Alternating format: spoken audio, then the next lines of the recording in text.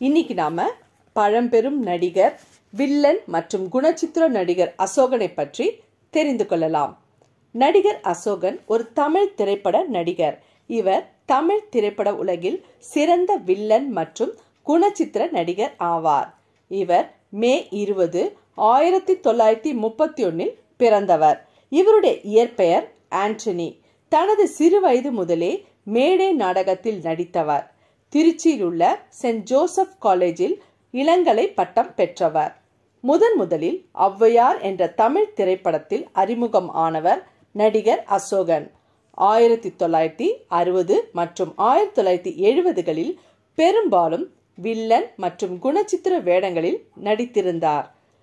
இவர் வசனங்களை உச்சரிக்கும் பாணி இவருக்கு பல ரசிகர்களை பெற்று தந்தது.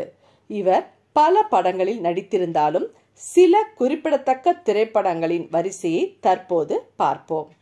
வல்லவனுக்கு வல்லவன், கர்ணன், உலகம் சுற்றும் வாலிபன், கந்தன் கருணை, வீர திருமகன், ஆட்டுக்கார அலமேலு, அடிமை பெண், அன்பேவா, காஞ்சி தலைவன், ராமன் தேடிய சீதை. நடிகர் அசோகன் நவம்பர் 19, 1982 மாரடைப்பால் காலமானார். அப்போது அவருக்கு வயது 52. இது போன்ற பல விஷயங்களை அறிய லைக் பண்ணி சப்ஸ்கிரைப் பண்ணிக்கோங்க. தேங்க்யூ.